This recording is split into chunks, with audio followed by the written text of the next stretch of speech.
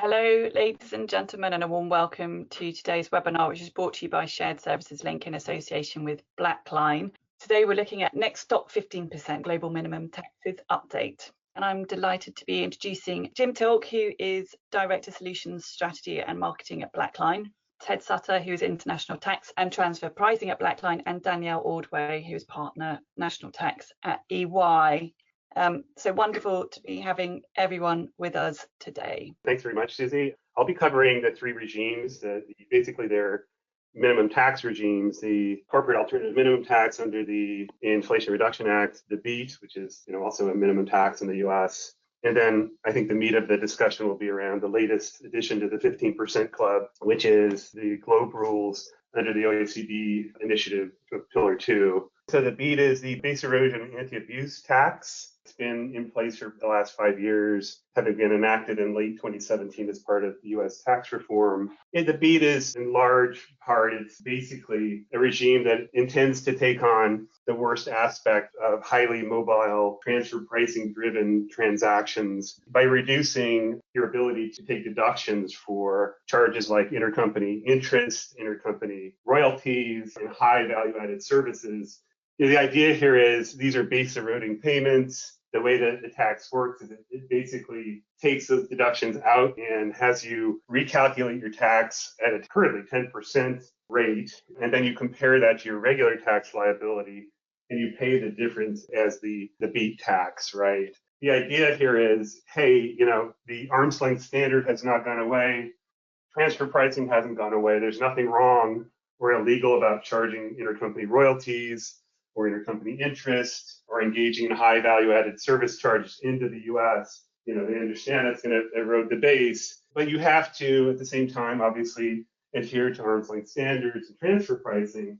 But at the end of the day, all of your transfer pricing arguments aside, beyond a certain level of these base eroding payments, you're going to get stuck in the BEAT regime and have to pay a minimum tax.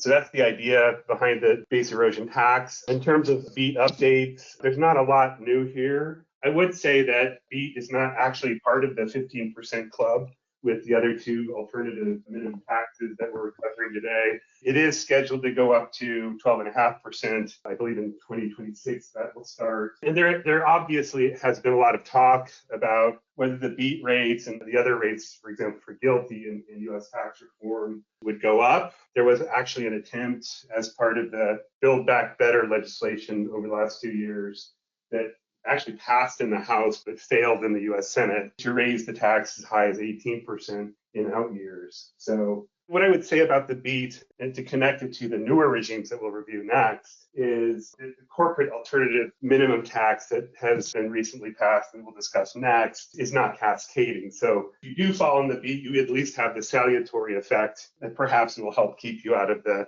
corporate alternative minimum tax. So going on to the Inflation Reduction Act, that was passed in August of last year. It is effective this year, so people are already preparing to report for the tax and comply with it and plan for it. Very short time frame for getting that done. Amongst other provisions, as I mentioned, there's a 15% corporate alternative minimum tax associated with this act. It applies to U.S. parented corporations with $1 billion or more of book income. So that's looking at your 10K. If you're a 10K filer in the US, that's where you're starting. You're starting with book, which is novel, has been tried in the past, but not for very long under the 1986 Act. But in any case, we have this to deal with now. It also applies to foreign parented companies with $1 billion of income as well, but with $100 million of US income in their US group. In terms of updates there, so obviously it's a typical alternative minimum tax. You're comparing your regular tax to the 15% minimum. It is calculated on book, which is obviously different. And I think the main thing we want to point to here as we get into the meat of our discussion around global minimum tax is that indeed some folks have been asking, is this a qualified minimum domestic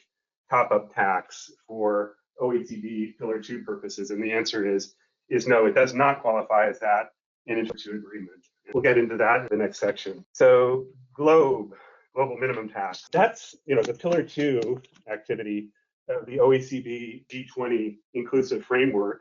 Basically what it is a model rule set for how the international tax community, nations, really taxing jurisdictions, are going to move to this 15% target minimum tax. Basically, in the context, taking a step back a little bit, the context of it obviously is the two-pillar system. Pillar one, focusing on new taxing rights for market jurisdictions in connection with the problem of digitization of the global economy. And then pillar two, a broader pillar, probably a pillar with more consensus internationally, focused on really getting a minimum tax and avoiding the continual tax competition race to the bottom. It has, I think, actually over 140 jurisdictions now engaged in negotiations. And, in terms of where it stands or the way it works, it's a 15% global minimum tax. It applies to multinational groups with annual revenues of 750 million euro or more, so that the scope is quite broad. Again, it really is aimed at reducing tax competition and getting everybody to 15% minimum rate to avoid really the worst aspects of tax arbitrage in competition. A quick comment on how it works. It's actually very, it's an ingenious set of interlocking rules that work together to really push the international community to a 15% rate. And the way it starts is, it starts with a rule that would require local jurisdictions to impose what we call a qualified minimum domestic top-up tax. And that basically says, hey, if you're in my jurisdiction as a standalone entity and you're making your ETR locally is coming at 8%, we're going to charge you the 7% top-up tax here locally. Now, if there is no such rule in place, because the country is still engaging in, let's say, tax competition, and they're trying to avoid having to put this rule in place, well, then there's an interlocking rule that says the parent entity of the group to which that entity belongs, they'll collect the 7% tax. They'll take the top-up tax.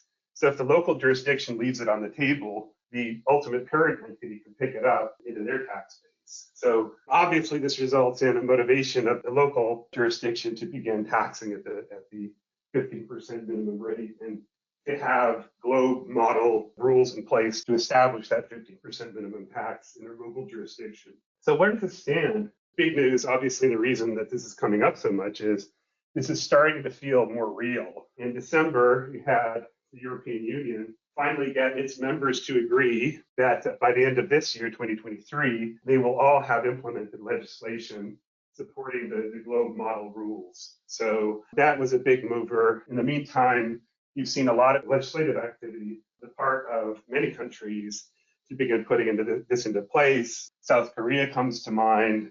Singapore is what I think I saw most recently. The UK is working on legislation, and certainly the EU member countries will abide by their agreement. So this is seeming real, whereas I think a year or 18 months ago, you read the pronouncements of the inclusive framework out of the OECD, and you sort of thought, well, is this really going to happen?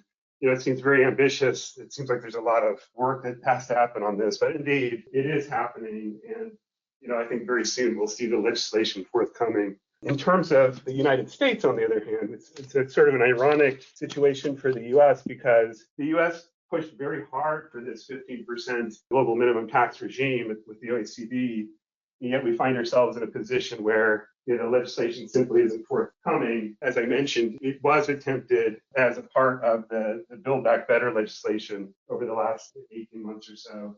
But that obviously failed, and now we're not covered by what you would call globe model compliant legislation in the US.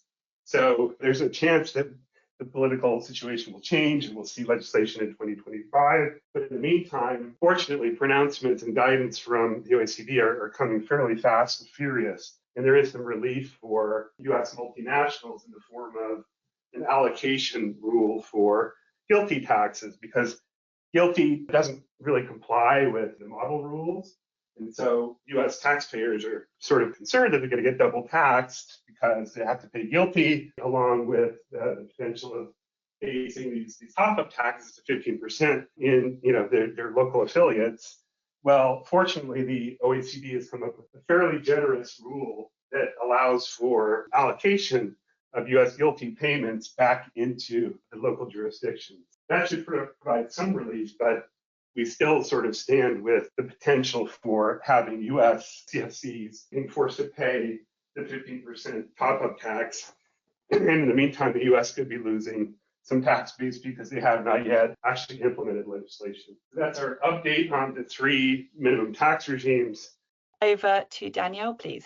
Thanks, Susie. So one of the things as we start talking about Pillar 2 is really, how do we start getting ready from a data and process perspective? And as we're looking at this, the first thing to kind of highlight as we're going through this is really kind of the amount of new data and existing data that we need to access. So currently, I think the last time I counted, there were close to 200 different data elements associated with Pillar 2. Of those, most companies we're finding are somewhere around the 140 or so. So some of them are very industry specific. Now, as we start talking about this, the question really becomes, well, we have data. Why do we need to do this? What we're really finding from a lot of our clients with Pillar 2 is the data that we're collecting is much different than what we're currently using for provision in certain cases. The rules are very specific to the Pillar 2 regime and have unique definitions. And so for a lot of our clients, as we start looking through this data, some of it we have, like a lot of the financial data, we have revenue data. A lot of it, though, however, is data that, if it's consolidated, a lot of times the rules don't allow you to have consolidated data. You really have to get down to the jurisdictional or entity level data. And so really that kind of facilitates the problem here of how do we start putting a process into place that we can execute on. And this is going to be really important as we start looking at this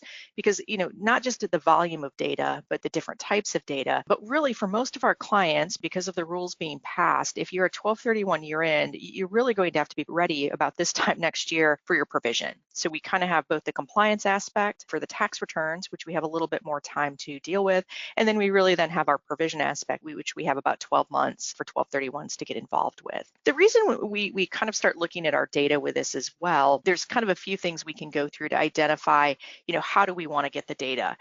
So as we're kind of starting the talk track around, putting a process into place, there's some key themes on process data and technology that we want to highlight as we go through this. And so as we're talking to clients, and I think we've all heard this before, is we really need one single source of the truth. And we've said this before, but this is going to become very imperative. Unlike some of the country by country data where it was kind of informational reporting, this is going to impact your taxes paid. It's going to impact your financial statements. So you're really going to have to be comfortable with that data. The other reason that you're going to want to be comfortable with that data is you're starting to go through some of the modeling and different things as you're looking at this. You can get some very odd results if your data is not at the right level. So what we're finding for a lot of clients is they're having to step back when they're looking at single source of truth and making changes to like their ERP systems, their provision systems, some of their intercompany, maybe, they may need to go back and get a better handle on their intercompany data as well for their transfer pricing. The other thing is you're looking through this and why we need a single source of truth is really from an audit perspective. We expect that this data will be audited. It will be part of your provision. So really putting a process into place that you're comfortable and can reconcile, but also that you can present to your auditors, both internal and external. The second major theme as you're starting to put a process together around this is really incorporating your P2 calculations into your existing processes. Now, if we step back and look at this, it's kind of like any other tax calculation that we're looking at. One aspect is it's going to go into your forecasting and tax provisions. Another is it's going to go into your tax return. So how are you going to augment your tax provision process? How are you going to augment your return process? It's part of the overall package that you're delivering at the end of the day. So it's probably not a separate process, but really thinking about it, like where can we plug this in? Are we already using IDRs to our international questionnaires? Are there things that we should be adjusting for that? Do we need to change timing on some of these items? Do we need to cut earlier, later? How are we going to push this into the process? And then the third thing to contemplate as you're going through this, and we have a slide later, we'll go into a bit more detail, is really to start having a discussion of, well, you're probably going to use different levels of data for different processes. So if we think about it, and we'll cover this in a bit, we really have modeling to kind of get comfortable of where to pay, making sure our data is fit for purpose, preparing. We're going to have our provision, and then we're going to have a tax return as well. And those are probably going to be slightly different processes and slightly different data aspects as well.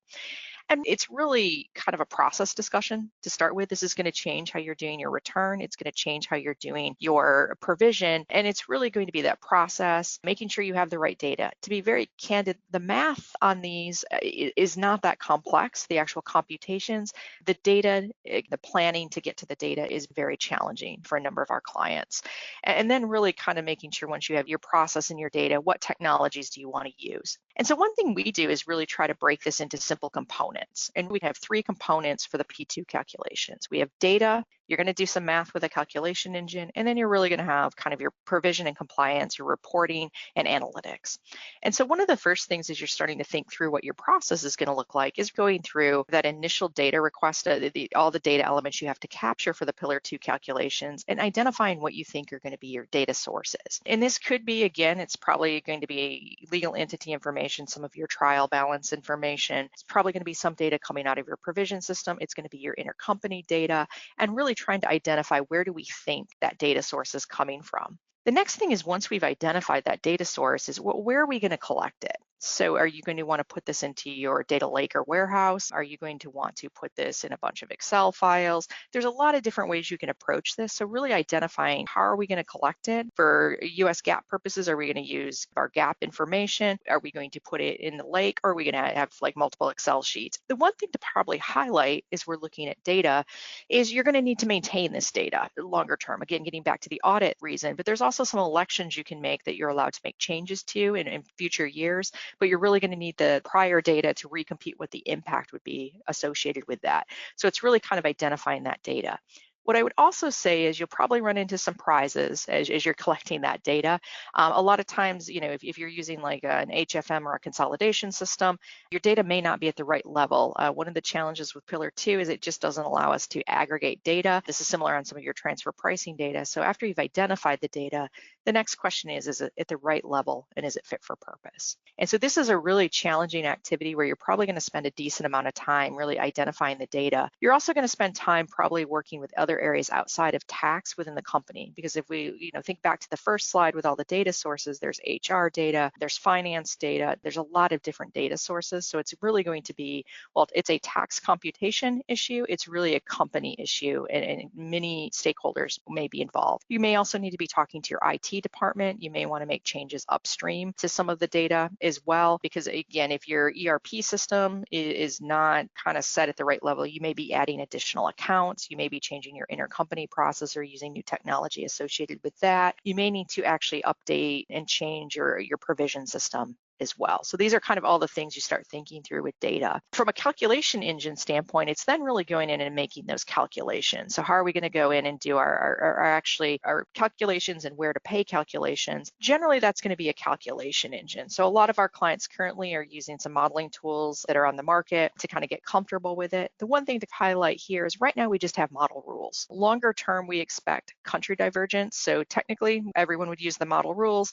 Realistically, what we've seen is there may be some divergence in different calculations or different data inclusion, exclusion, different things we may say at the local country level. Longer term, you're probably going to purchase a third-party calculation engine to actually go out and do those calculations. There are a number of third parties that are building those tools for compliance and provision purposes. Currently, those are all, to my knowledge, are all kind of model rule-based just because we don't have the rules. So you're going to want to think about which vendor you're going to want to use for that and how you're going to approach it. And then really, how is your data going to feed into that? The last thing that you're going to want to probably start thinking about is, what reporting do we need? What analytics do we want to see? Do we want to see some dashboards for C-suite reporting to show why our taxes have changed? How are you going to want to review all of this data? Are you going to want to do it through Excel? Do you want to have year-over-year fluxes? So really putting together some of those things to highlight the calculations are complete, but you're also comfortable with the output of the data. What's kind of fun about Pillar 2 from a data and technology perspective is you can kind of plug and play a lot of these. So as we talked about with the data, there's a component for a lot of our clients. If you're going through an S4 migration, there's probably some things you can do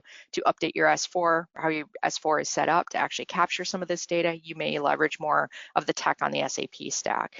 Alternatively, if you've kind of already got some of the data and you're a heavy Alteryx user, you may use Alteryx to do some of that. So it really just depends on your suite. You may use one tool for modeling, you may use another for the final calculations, and then whatever you're using for your analytics and reporting, it's probably going to plug into that as well. So it's really a bit of a plug and a play. I think a lot of our clients where they're focusing right now is trying to understand what their data is, and do they need to do ERP upgrades? Do they need to make changes to how they're collecting their intercompany data? And do they need to make changes to their provision data, and getting comfort with that?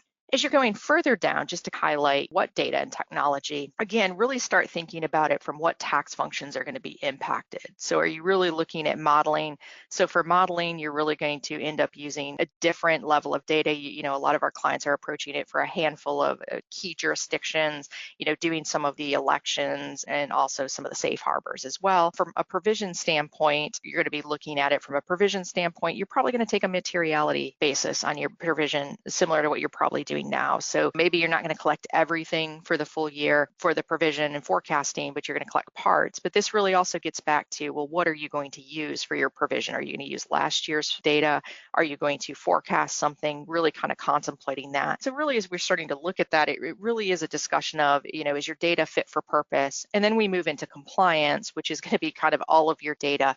So the process is going to be very similar as you're going through this, but the level of data you're collecting may be very different as you're looking at this. And the nice thing is, you know, we have a little time. We've got, you know, like 12 months or so from a provision standpoint, and then you've got a little bit more time to get to the compliance. And back to some of the common themes, it's really making sure that you're putting in a process that's repeatable and sustainable and controlled, because you're probably going to need to put some SOX controls and different things around this. The last thing I just wanted to highlight is kind of a data readiness, the architecture. What we're looking at here is kind of getting back to the common themes of data, calculation, and provision. And so we just kind of threw together a quick slide that basically shows, you know, here's some of the data that you're collecting. You know, you're probably going to want to store it someplace, and then it can feed your calculation engine, your third-party tools.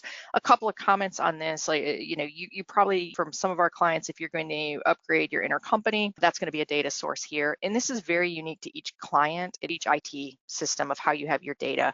If you're running multiple ERPs, you may have multiple trial balances you need to pull. Oftentimes, you may not be able to use your consolidation system, again, because the data may be too consolidated for Pillar 2 purposes. But this kind of shows you, like, we're going to collect data. We need to store it and manipulate it, the traditional ETL, extract, transform, and load data.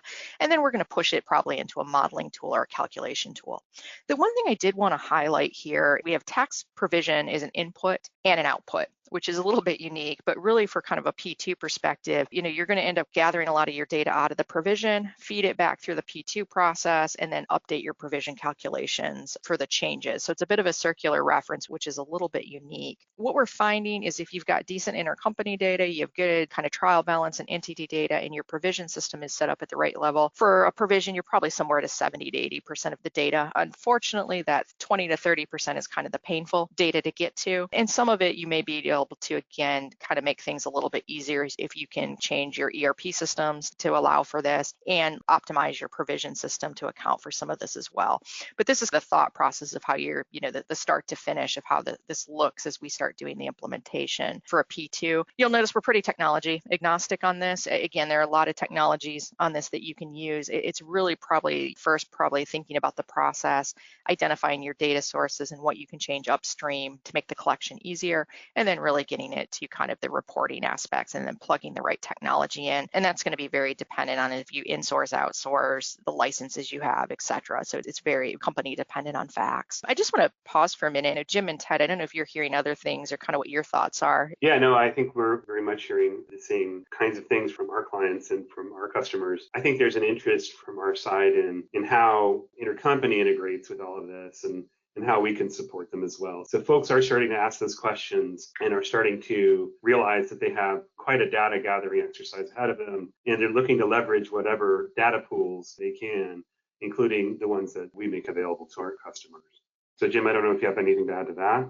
I echo that. The focus with all of this is on the global processes. What are you doing to the organization that spans everybody, that hits multiple teams, and how do you get to that data? As you walk through there, Danielle, there's a lot of different pieces of information that you need to be able to see. And we hear that intercompany is a big process that spans a lot, and there's a lot of information that can be gathered from that. So I guess from all that, since we're on here, takeaways from this, the tax authorities, getting to that defensibility piece there, they're looking more at the transactional level insights more than ever, which kind of gets to your data and the calculation. So you need to be able to get that. Ted, as you mentioned, right, the BEAT and IRA, they were the beginnings, right?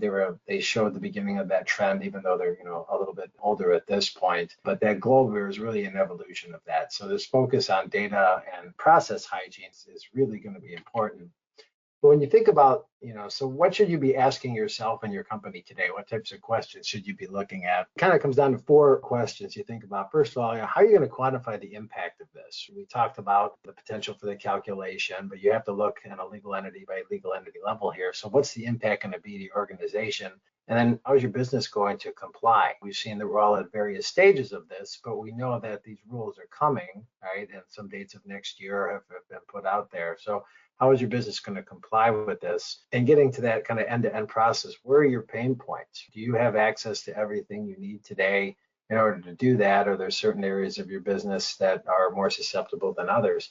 But underlying all of that, where's your data? There's a lot of pieces of information that are going to be needed to comply with this that are scattered throughout processes in your organization. Where is that? Do you have easy access to it? And is it at the right level for what you need? So these are things to ask about today.